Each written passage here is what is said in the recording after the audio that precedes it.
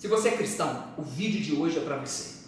E se você é cristão católico, com certeza o vídeo de hoje é para você. Se você tem acompanhado as últimas notícias, e claro, se você foi à missa esse final de semana, obviamente você está ciente, né? Você tem ciência, conhecimento, de que no dia 7, domingo passado agora, a nossa igreja canonizou 2 jovens santos, Carlo Acutis e Pier Giorgio Frassati, nome difícil, viu? Enfim, no final de semana 2 jovens santos foram canonizados pela igreja. Hoje eu não venho falar aqui especificamente sobre a história deles, mas como que um deles, especialmente Carlo, influenciou na minha semana. Uma pequena frase, beleza? Mas antes disso eu quero te convidar, se você não é inscrito, se inscreve no canal, curta, comenta, compartilha. Todas as sextas-feiras eu estou aqui com conteúdo novo, tentando inspirar você a ser melhor. E se isso faz sentido para você, compartilha com outras pessoas. O vídeo de hoje eu tenho certeza que você conhece algum cristão, católico especialmente, que vai fazer diferença na vida dele, o conteúdo de hoje, beleza? Então, bora pro vídeo. Como eu disse, no último domingo, dia 7, foi feita a canonização, foi reconhecida pela igreja a santidade desses 2 jovens, Carlo com 15 e o Pierre com 24 anos. Ambos com uma história muito inspiradora. O Pierre, ele era um cara que ajudava muito os pobres.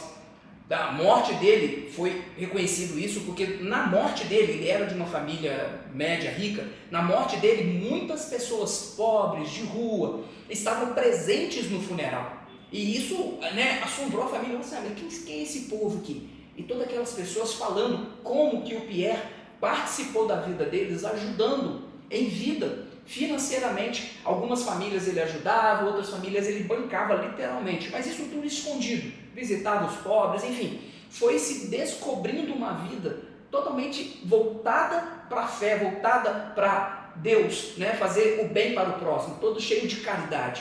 Enquanto Carlo, como a internet gosta de falar, que ele é o santo da internet, mas Carlo ele é muito além disso.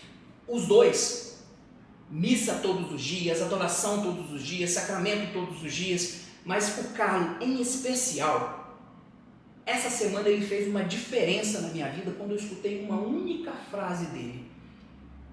A frase quando ele ficou sabendo, faltava aproximadamente 2 meses para ele morrer, ele falou o seguinte: estou destinado à morte. O que essa frase tem a dizer? Você pode parar e pensar assim, tá, mas ele está te falando exatamente da morte dele. Sim, claro. Ele tinha consciência e a aceitação que ele iria morrer. Mas nesse final de semana eu fiquei refletindo, o que Carlo descobriu aos 15 anos, que eu aos 39, eu ainda não conseguia, eu ainda não tinha entendido isso. E analisando ali a história, lendo sobre a história dele, o que ele falava, o que ele acreditava, eu me deparei com essa frase: estou destinado à morte. Naquele momento eu comecei a pensar, interessante, cara, será que o fato dele saber que está destinado à morte fez com que ele mudasse o seu comportamento? Não. Aparentemente Carlo, desde quando ele nasceu, ele já vivia com esse sentimento. Estranho pensar dessa forma. Eu vou tentar traduzir o que está passando na minha cabeça. Parece uma loucura, mas eu acho que vai fazer um pouquinho mais de sentido. Veja, tudo que nós fazemos tem ligação com hábitos. O nosso cérebro é voltado com hábitos. A gente anda porque aprendemos a andar, estamos acostumados. A gente escova os dentes porque estamos acostumados. Mas quando o nosso cérebro ele se depara com uma situação totalmente adversa, totalmente diferente do que a gente está acostumado, não dá um friozinho na barriga? Pensa. Para quem nunca andou de bicicleta, quando ele vai andar a primeira vez, ele fica tremendo, ele fica com frio, ele fica com medo de cair, o estômago embrulha. A primeira vez que você vai viajar de carro sozinho, numa grande cidade também você tem a mesma sensação. Quem nunca, na primeira viagem de avião, embrulhou o estômago? Conheço muitas pessoas, inclusive eu, que na primeira viagem, cara, eu ia no banheiro toda hora, o frio na barriga, uma sensação de desconforto. Bom, era o meu cérebro consciente de que iria passar por uma situação totalmente nova. Entende onde eu quero chegar? Vamos lá.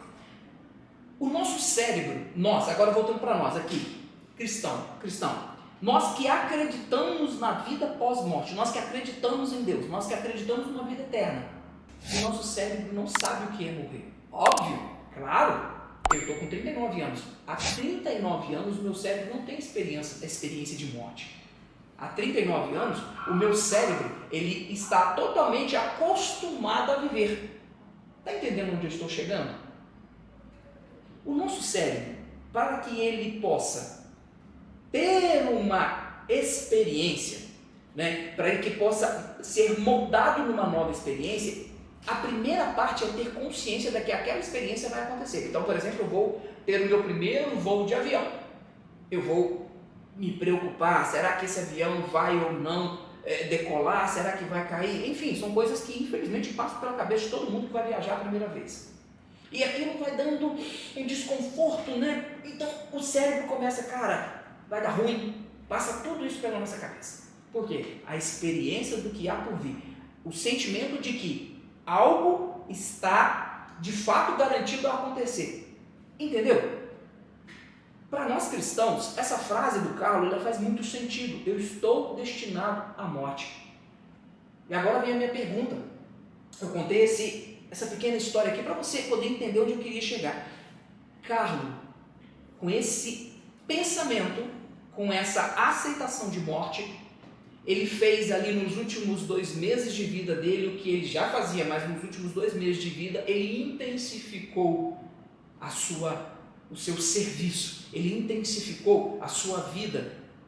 Não que ele buscava conscientemente ser santo, mas o fato dele saber que ele inevitavelmente iria morrer, na época não tinha o tratamento para o que ele deu, que foi leucemia, ele estava literalmente fadado à morte, ele estava literalmente destinado à morte. O que isso tem a ver com a nossa vida cristã?